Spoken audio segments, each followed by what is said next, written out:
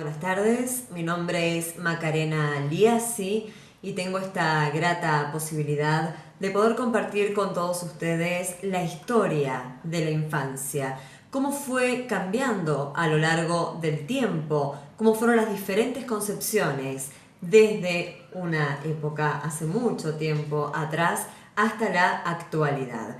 Pero antes de enfocarnos en lo que es la historia puntualmente, quisiera compartir con ustedes lo que remite UNICEF sobre el concepto de infancia.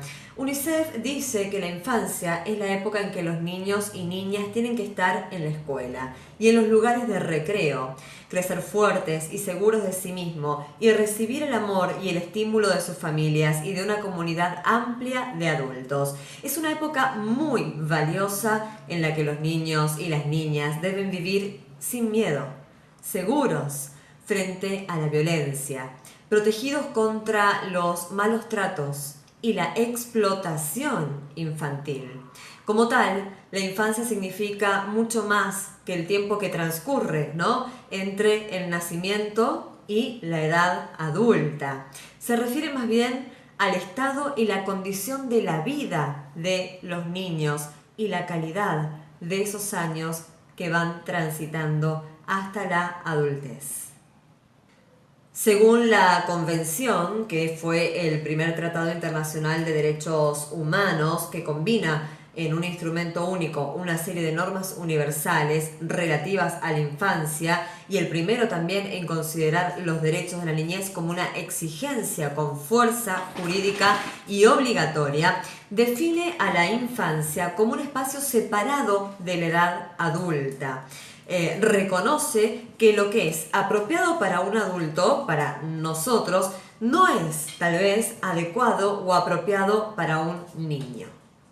Claramente también exhorta a los gobiernos que proporcionen asistencia, material, apoyo a las familias, que eviten la separación de los niños y las familias, al menos que sea sumamente necesario, y también reconoce que los niños y las niñas son titulares de sus propios derechos y por lo tanto no son receptores pasivos de la caridad, sino protagonistas con la facultad de participar en su propio desarrollo. ¿Qué quiere decir con esto? Que lo que dicen los niños tiene valor y los derechos de cada uno de los niños y las niñas deben cumplirse al pie de la letra.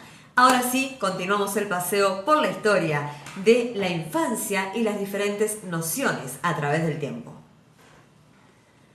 Bueno, nos vamos a trasladar en un viaje imaginario a la antigua Roma. En la antigua Roma, la patria potestad era sumamente privilegiada, tenía un rol fundamental con respecto a los niños. El padre de los niños tenía el poder de decisión, podía venderlos como esclavos, podía aprobar o desaprobar un matrimonio y hasta inclusive podía quedarse con su hijo o rechazarlo, ya que no valían los lazos sanguíneos. Podemos decir que los niños eran tomados como objetos, ¿no?, con el cual sus dueños podían hacer lo que querían con ellos, sus dueños hablando entre comillas, en este caso del padre, de los padres. Vamos a ver qué sucedía en la Edad Media. Allí todavía los niños se seguían considerando una propiedad privada, pero hasta los 7 años podríamos decir que eran tomados como un adulto en miniatura. A partir de esa edad se estimaba que la infancia culminaba, ¿sí? Dejábamos de usar los pantalones cortos para usar los pantalones largos de alguna manera y pasaban los niños a una etapa llamada medio adulta, donde cada niño se veía obligado a formarse por sus propios medios en un ser adulto. En el caso de los padres con menos recursos, en este caso, por ejemplo, recursos económicos, ¿no?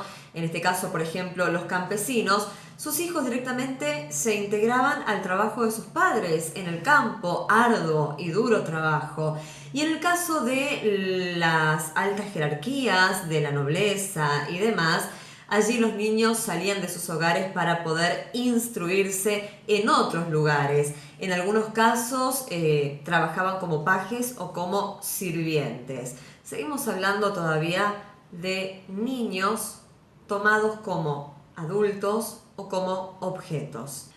A fines de la Edad Media, cuando ya se comienza a trabajar de otra manera, comienzan nuevos modos de producción y comercialización, ya los niños empiezan a ser tomados como seres inacabados, sin terminar. Por lo tanto, empieza otro proceso que es la educación en el hogar. La educación ahora le corresponde a la familia. Cada niño debe ser educado en su propia casa, con su propia familia.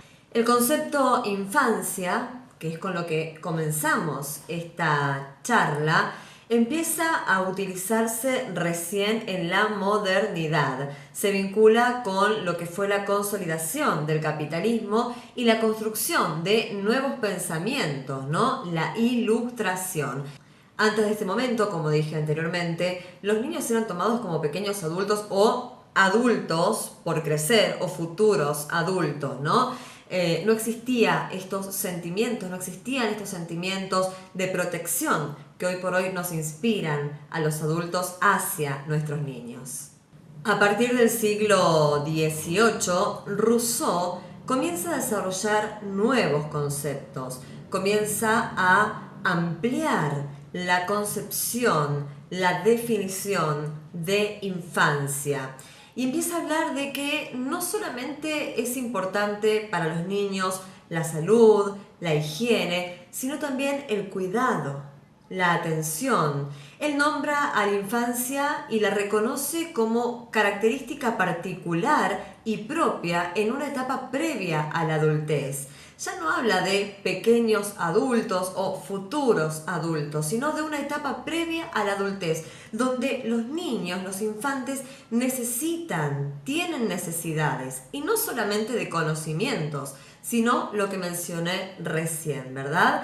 Amor, higiene, contención, atención, salud, cosas que sabemos que a lo largo del tiempo fueron evolucionando y hoy forman parte de los derechos de los niños, ¿verdad? A su vez, Rousseau también afirma que los niños son capaces de aprender, que poseen raciocinio, que pueden pensar, que no solamente son seres vivos a los cuales hay que imponerles las cosas o lograr que guarden cierta información en su cabeza para hacer esto de tal o cual manera, sino que tienen pensamientos propios y razonamientos propios. Bien, como dijimos, en la modernidad ya comienza a cambiar la concepción de lo que es la infancia, comienza en realidad a tener peso la palabra infancia, a tener un significado, y a su mismo tiempo nace la escuela moderna, una escuela donde ya se propone que la familia no sean los educadores, sino que el niño vaya a una institución que esté rodeado de docentes capacitados, de personal, de personas capacitadas que le puedan impartir la enseñanza que en su casa los familiares, la familia, de repente no está preparada para impartirle a un niño, ¿sí? Hablamos ya de que vayan a otro lugar a aprender, a escribir, a recibir los contenidos académicos en principio y buscar la facilidad de que los profesionales capacitados para esto sean quienes les proporcionen esta enseñanza a los niños. Empezamos a desvincular la educación formal de la educación en el hogar o la educación familiar. Al mismo tiempo, comienza a dejarse de lado esta concepción que hablábamos antes, ¿no? De tratar al niño como un hombre pequeño, sino tratarlo como lo que es, un infante.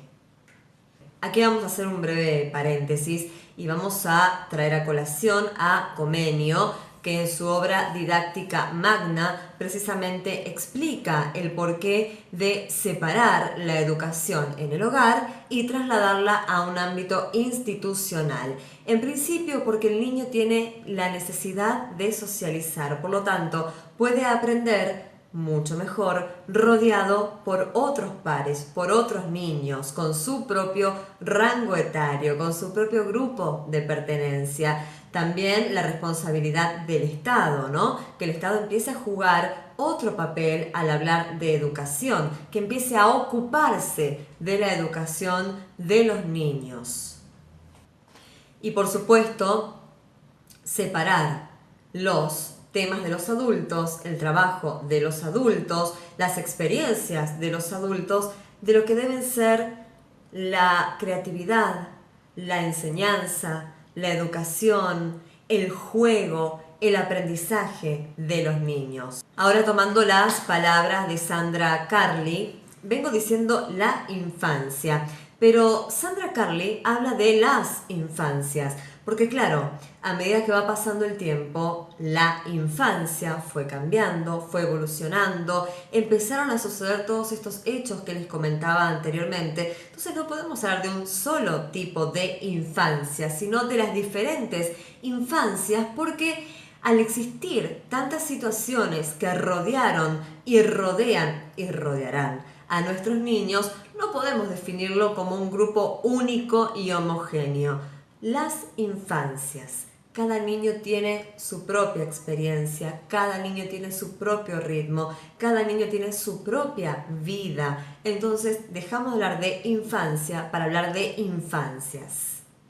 Para poder hablar de esta etapa de los niños, ¿no? Antes de convertirse en adultos, es sumamente importante pensar en el futuro de los niños, ¿sí? Antiguamente el futuro se veía bastante limitado y afectado por las epidemias, las enfermedades. Hoy sabemos que con la evolución tecnológica de la medicina y todos los avances que a nivel mundial hemos tenido, nuestros niños sí pueden tener un futuro digno y un largo futuro. Por lo tanto, cuando hablamos de esta etapa, de esta infancia o de las infancias, tenemos que pensar que no solamente se queda ahí, sino que es un momento fundamental para preparar a los niños para su adultez, para su futuro. Bien lo decía Fernando Savater, ¿verdad? Tenemos que ser nosotros, los docentes, los que guiemos a los niños, los que los impulsemos a los niños en valores,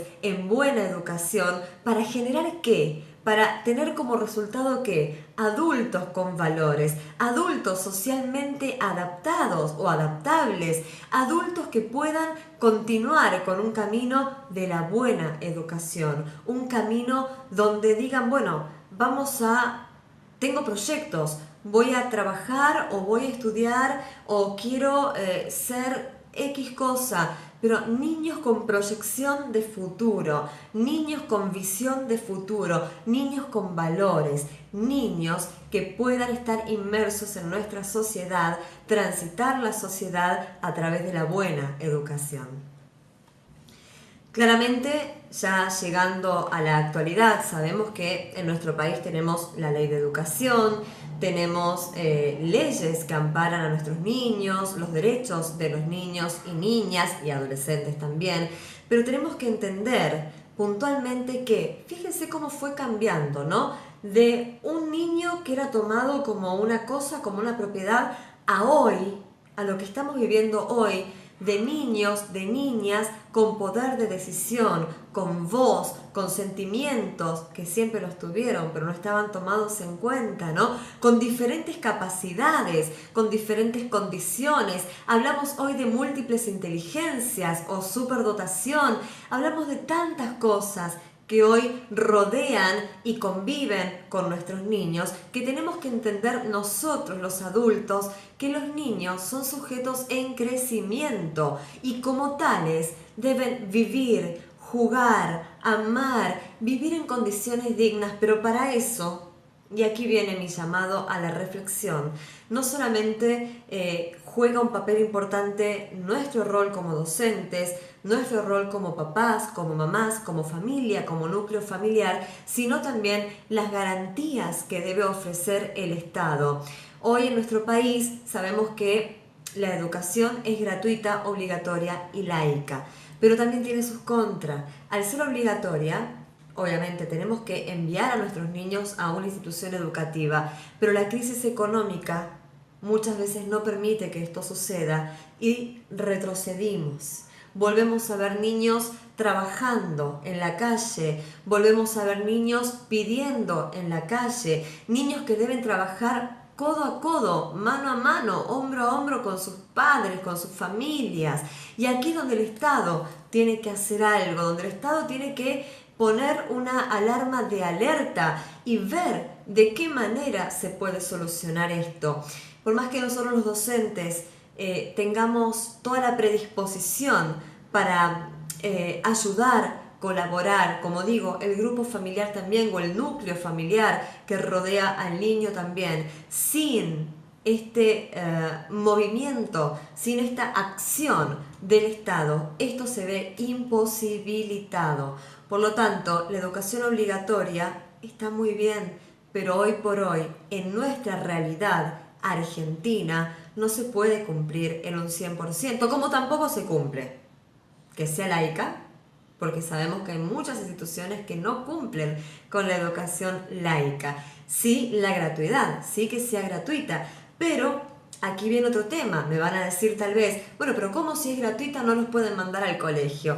Precisamente por esto.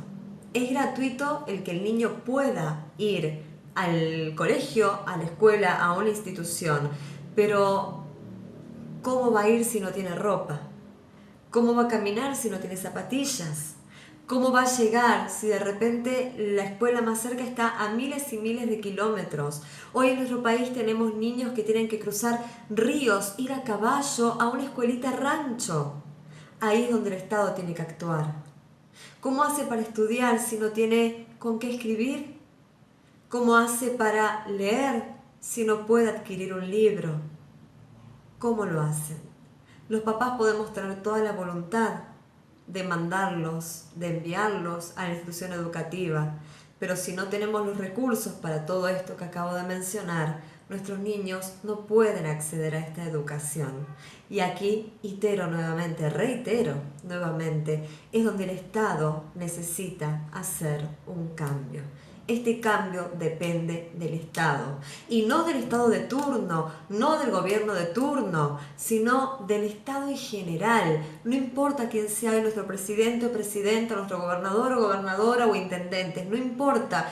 Esta filosofía de educación debe mantenerse, esté el político que esté, y debe cumplirse, esté el presidente que esté de turno.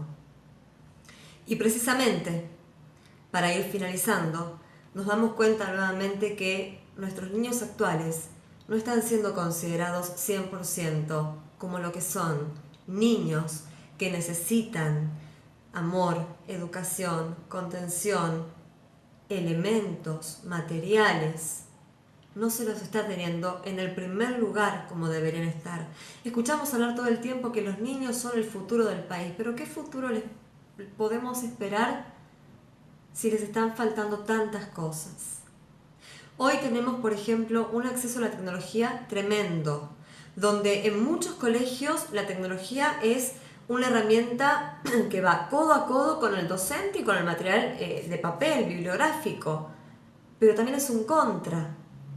Es una ventaja para muchos niños, pero es un contra para muchos otros que no pueden acceder a esto. Al mismo tiempo hablamos de escuelas inclusivas, para que niños con diferentes capacidades, habilidades o condiciones estén integrados. Hablamos de integración, de inclusión, pero sin embargo también hay fallas en esto, porque no está la capacitación pertinente o correspondiente para atender cada tipo de necesidad que tiene cada uno de nuestros estudiantes. Insisto, en el ámbito público, el Estado debe hacer hincapié en esto y debe poner como prioridad la educación de nuestros niños. Y en el ámbito privado, los directivos de cada institución deben también ponerse, como decimos en la jerga, ¿no?, las pilas y empezar a capacitar más a los docentes, empezar a dictar talleres, charlas, enviar a sus docentes a seminarios de actualización, de formación, evolucionar.